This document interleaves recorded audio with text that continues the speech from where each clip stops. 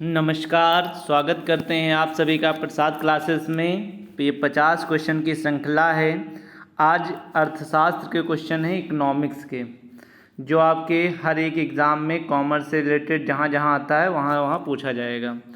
First है, अर्थशास्त्र का ज्ञान वह संग्रह है जो धन से संबंधित है। यह कथन किसका है? सीनियर का, कि वॉकर का, कि एडम स्मिथ का, कि जेबी से का? तो ये अर्थशास्त्र ज्ञान का संग्रह है जो धन से संबंधित है, ये वॉकर का है। तो इसका ऑप्शन नंबर बी हो जाएगा। वॉकर ने कहा था कि अर्थशास्त्र ज्ञान का वह संग्रह है जो धन से संबंधित है।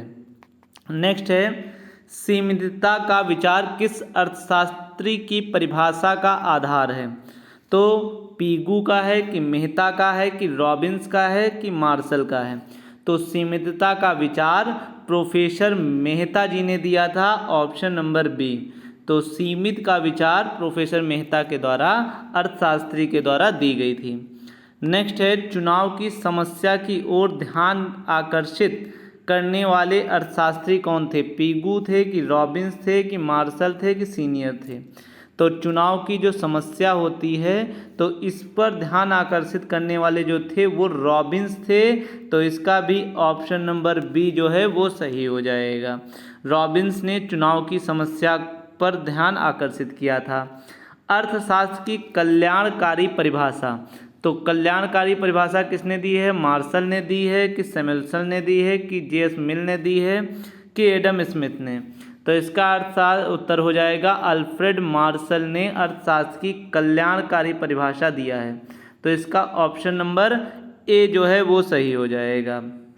नेक्स्ट है, क्या ट्रियलाइज ऑन द पॉलिटिकल इकोनॉमी नामक पुस्तक किस लेखक के द्वारा लिखी गई? जेबी से के द्वारा, कि नासो विल्सन सीनियर के द्वारा, कि एडम स्मिथ, की मार्शल? तो जेबी से ने ये पुस्तक लिखी थी जिसका नाम था अ ट्रियलाइज ऑन द पॉलिटिकल इकोनॉमी। ये बहुत इंपॉर्टेंट क्वेश्चन है, तो इसका ऑप्शन नंबर ए जो है वो सही हो जाएगा। नेक्स्ट क्वेश्चन है 6, अर्थशास्त्र का वह विज्ञान जो मानव व्यवहार का अध्ययन करता है, असीमित लक्ष्य तथा वैकल्पिक उपयोगों वाले दुर्लभ साधनों के संबंध में करता है। तो ये परिभाषा किसने दी है? मार्शल ने, कि पीगू ने, कि एडम स्मिथ, या रॉबिन्स ने? तो रॉबिन्स ने इसकी परिभाषा दी है कि अर्थशास्त्र वह विज्ञान है जो मानव व्यवहार का अध्ययन असीमित लक्ष्य तथा वैकल्पिक उपयोगों वाले दुर्लभ साधनों के संबंध के रूप में करता है। तो इसका ऑप्शन नंबर डी जो है वो सही हो जाएगा।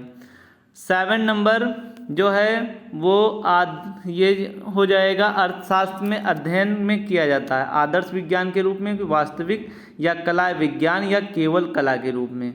तो अर्थशास्त्र आदर्श विज्ञान भी है, ये भी सही है, और वास्तविक विज्ञान भी है। कला और विज्ञान है, विज्ञान में दोनों आ जाएंगे, आदर्श और वास्तविक। इसलिए इसका ऑप्शन सी जो है वो सही हो जाएगा कि अर्थशास्त्र अध्ययन विज्ञान और कला के रूप में करता है। नेक्स्ट है, प्रोफेसर रॉबिन्स के अनुसार अर्थशास्त्र के क्षेत्र में सम्मिलित है।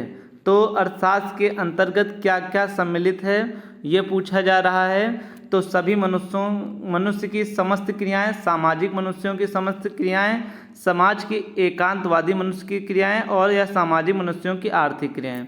तो प्रोफेसर रॉबिन्स ने सम्मिलित किया था सीमित, और सीमित में सभी मनुष्य की समस्त क्रियाएं।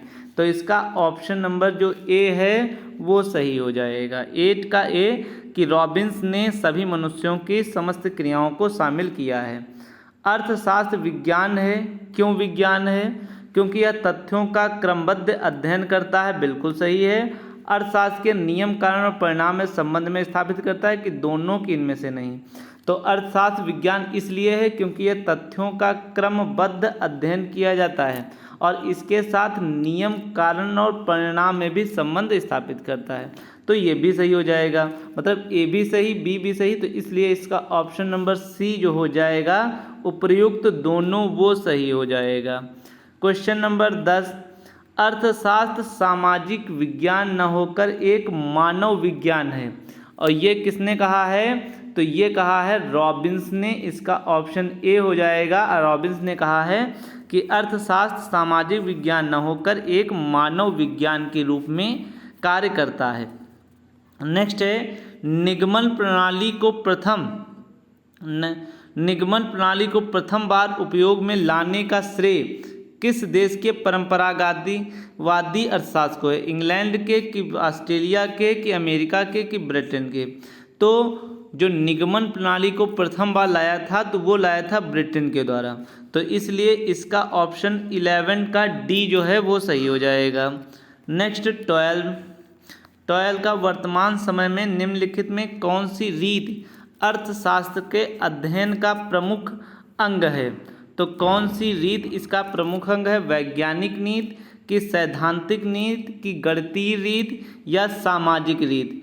तो वर्तमान समय में जो अर्थशास्त्र है वो गणित पर आधारित है, तो इसलिए इसका ऑप्शन नंबर सी जो है वो सही हो जाएगा, क्योंकि अर्थशास्त्र की जो वर्तमान की रीति है वो एक गणितीय रूप से है। नेक्स्ट है 13 जो है वो पूछा जा रहा है कि अनुमान प्रणाली के निष्कर्ष उनकी सत्यता संदिग्ध किस आधार पर होती है? तो किस आधार पर होती है? विवेचना के आधार पर कि व्यवहार के आधार पर कि निष्कर्षों के आधार पर कि आर्थिक दशाओं के आधार पर? तो अनुमान प्रणाली का निष्कर्ष जो होता है वो सदैव व्यवहार प्रणाली के आधार पर होता है, इसलिए 13 का ऑप्शन बी जो है वो सही हो जाएगा। आगमन प्रणाली में व्यक्तिगत निरीक्षणों तथा प्रयोगों के आधार पर पता लगाया जाता है। तो सामान्य सत्य का कि व्यवहारिक सत्य का कि नैतिक सत्य का कि विशिष्ट सत्य का? तो आगमन प्रणाली में व्यक्तिगत जो निरीक्षण होते हैं और उनका प्रयोग का आधार जो लगाया जाता है तो वो उसको विशिष्ट सत्य कहते हैं, तो इसका ऑप्शन नंबर जो डी है वो सही हो जाएगा। निगमन प्रणाली को निम्न में से किस नाम से पुकारते हैं? तो विश्लेषण रीत से कि अमूर्त रीत से कि काल्पनिक रीत से या उपयुक्त सभी? तो जहाँ पे निगमन होता है वहाँ पर विश्लेषण भी होता है, संश्लेषण भी होता है, अमूर्त रूप से भी सोचा जाता है और या काल्पनिक रूप से सोचा जाता है।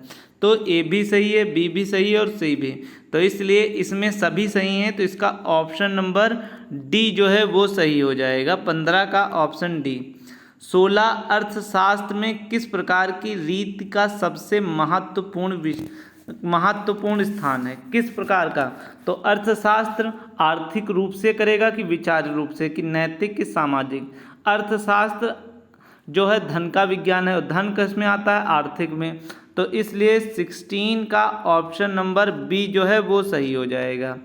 17 सर्वप्रथम आर्थिक व्यवहार के किसी महत्वपूर्ण पहलू के संबंध में क्या चीज़ है? मान्यताएं स्थापित की जाती हैं कि सिद्धांत स्थापित किए जाते हैं कि निगम स्थापित किए जाते हैं या उपयुक्त सभी? तो सर्वप्रथम आर्थिक व्यवहार में सब हम लोग क्या करते हैं कि जो परंपरागत रूप से चलती आती हैं हम उन्हीं को पहलुओं को ध्यान में रखते हैं, इसलिए 17 का ए हो जाएगा, मान्यताएं स्थापित की जाती हैं।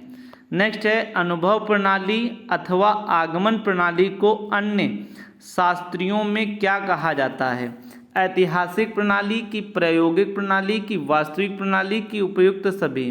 तो जहाँ पे अनुभव होगा तो वो भूतपूर्व का होगा, मतलब इतिहास का होगा, और अनुभव तभी किया जाएगा जब उसे हम वास्तविक प्रयोग कर सकते हैं, अर्थात प्रयोग और वास्तविक भी आ जाएगा, तो इसलिए इसमें हो जाएगा ऑप्शन डी जो है वो सही हो जाएगा कि 18 का option number D.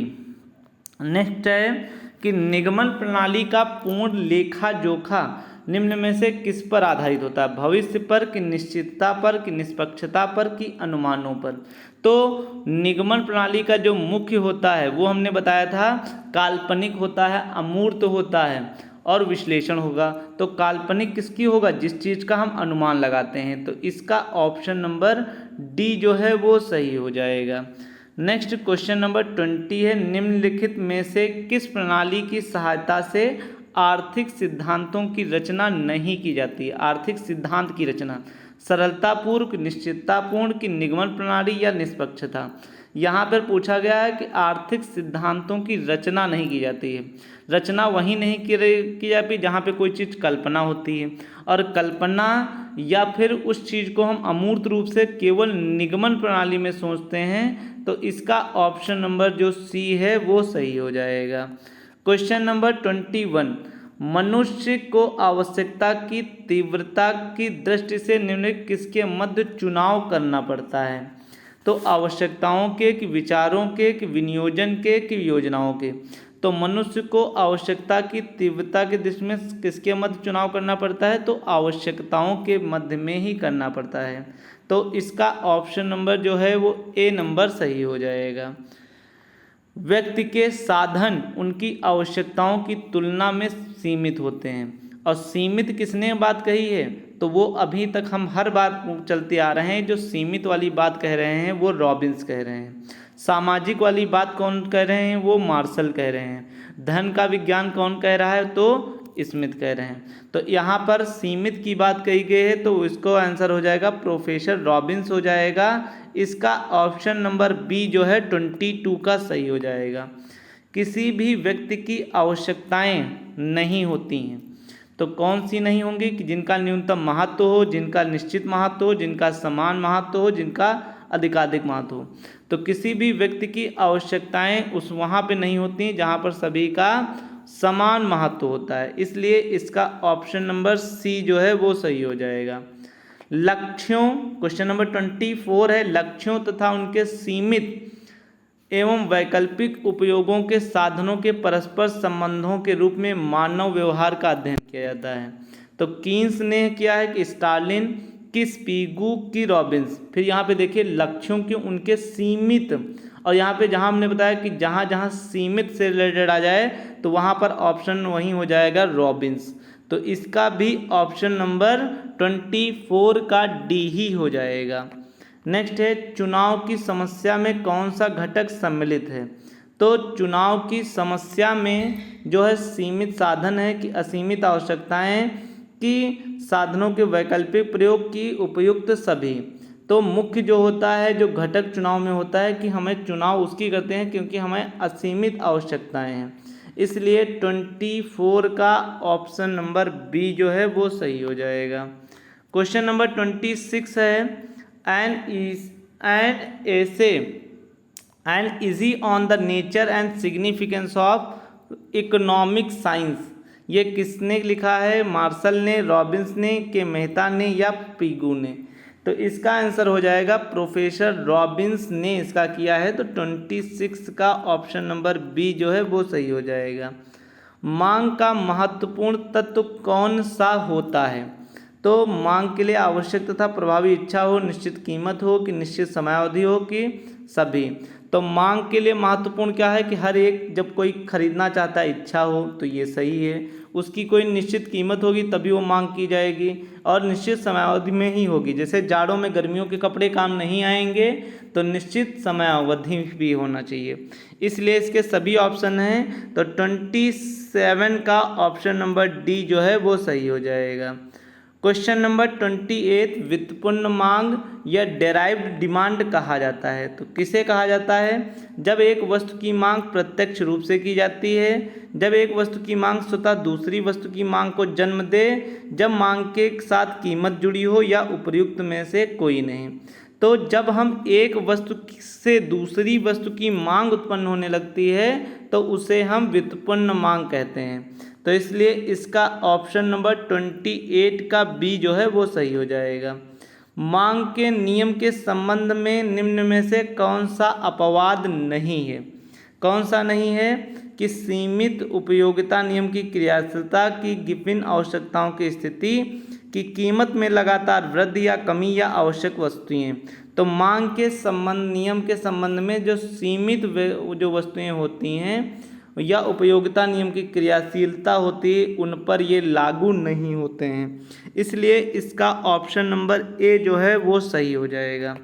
Question number 30 है, मांग वक्र का ढाल कैसा होता है? तो धनात्मक होता है, कि ऋणात्मक, कि धनात्मक या ऋणात्मक दोनों, या मांग का वक्र ढाल शून्य होता है।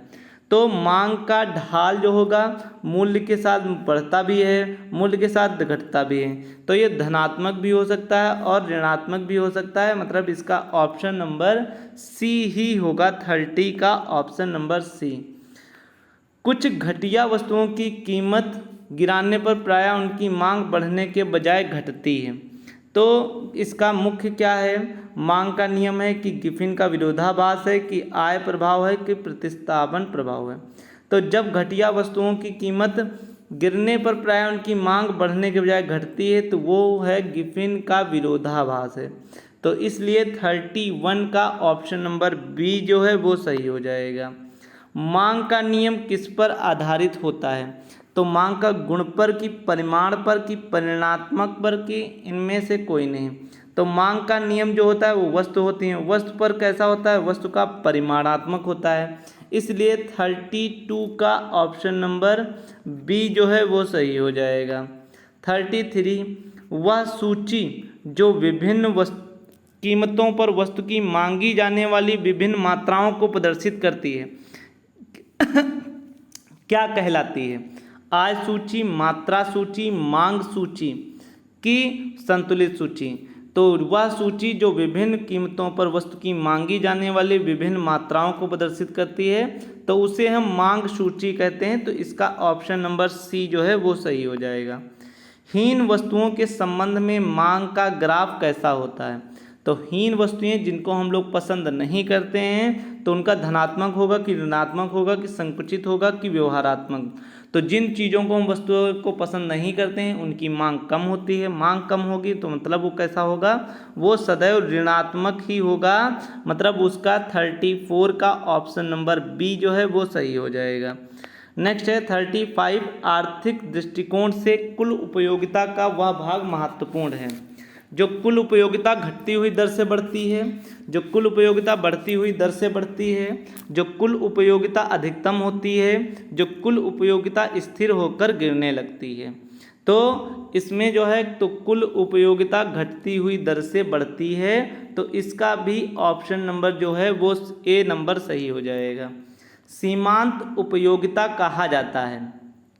क्या कहा जाता है? कुल उपयोगिता माइनस औसत उपयोगिता, कुल उपयोगिता में वृद्धि, कुल उपयोगिता प्लस वस्तु की मात्रा या कुल उपयोगिता प्लस औसत उपयोगिता।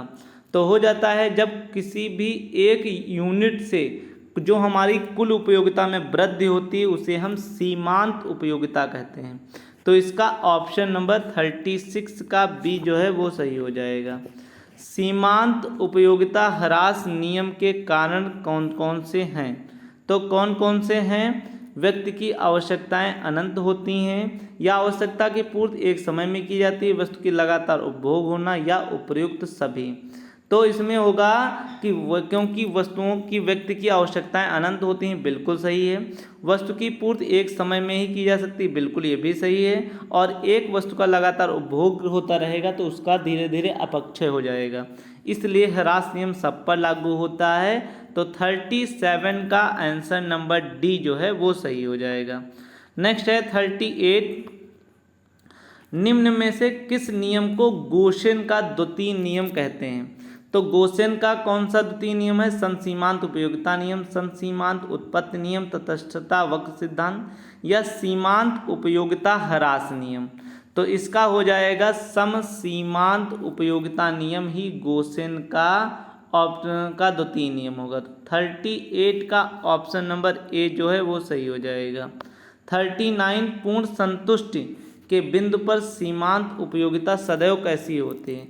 इकाई से अधिक, इकाई के बराबर, इकाई से कम, इकाई के शून्य के बराबर।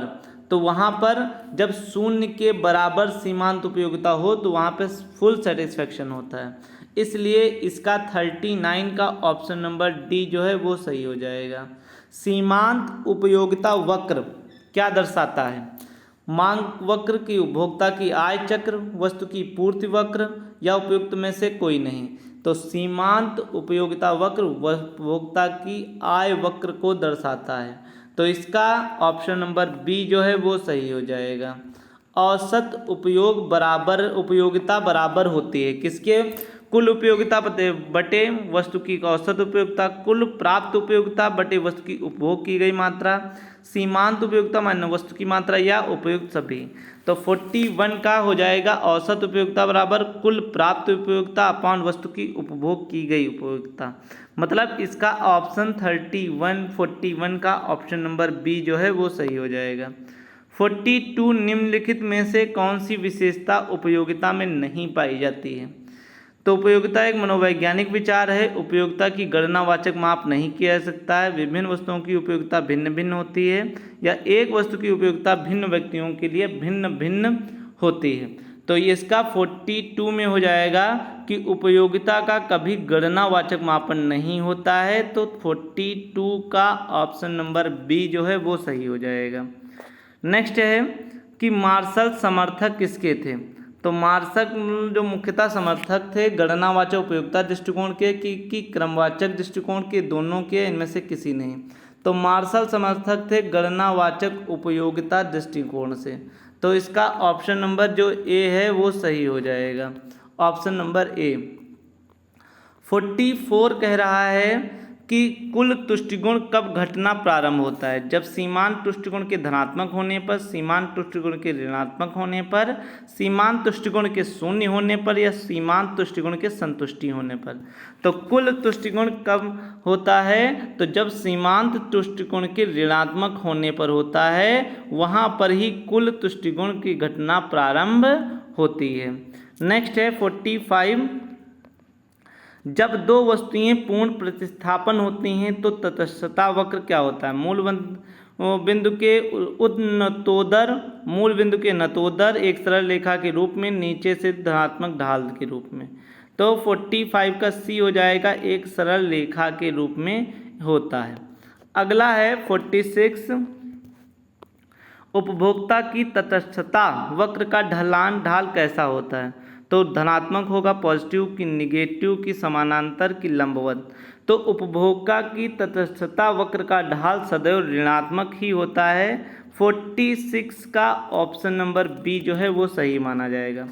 47, कीमत रेखा उपभोक्ता की पसंद की व्यक्त करता है, सीमाओं को व्यक्त करता है, आय को व्यक्त करता है, या वस्तुओं के कीमतों को प्रदर्शित करता है। तो कीमत रेखा उपभोक्ता में सीमाओं को व्यक्त किया जाता है। तो 47 का बी ऑप्शन सही हो जाएगा। नेक्स्ट है 48, कीमत वक्रों के समानांतर होने का कारण क्या है। जब कीमतों में स्थिरता हो, आय की स्थिर हो, दो पदार्थों में पूर्णतः प्रतिस्थापन होना, या दो वस्तुओं का पूर्णतः पूरक होना। तो 48 में हो जाएगा, जब कीमतों का स्थिर होना होता है तभी वो जो कीमत वक्र है वो समानांतर भी चलता रहता है। नेक्स्ट है 49, आय प्रभाव कैसा होता है। तो आय सदैव बढ़ती है, तो बढ़ने वाली चीज़ कैसी होगी, तो वो ऋणात्मक हो सकती है पर ऋणात्मक होती नहीं, धनात्मक होगी। बिल्कुल ऋणात्मक भी हो सकती है और धनात्मक भी हो सकती है, बिल्कुल सही, शून्य वाला बिल्कुल नहीं। तो इसका 49 का ऑप्शन नंबर सी जो है वो सही हो जाएगा। नेक्स्ट है क्वेश्चन नंबर 50, जब आय वक्र का ढाल धनात्मक हो तो x वस्तु श्रेष्ठ है कि y वस्तु श्रेष्ठ है, कि दोनों वस्तुएं श्रेष्ठ हैं, कि दोनों वस्तुएं निम्न हैं। तो x और y दोनों वस्तुएं जब श्रेष्ठ होती हैं तो आय वक्र का ढाल धनात्मक होता है। तो ये हमारे 50 क्वेश्चन थे। अगली श्रृंखला में 51 से 100 तक क्वेश्चन लाएंगे। आप लोग अधिक से अधिक लाइक, शेयर एंड सब्सक्राइब जरूर करिए। Thank you to all. Have a nice day.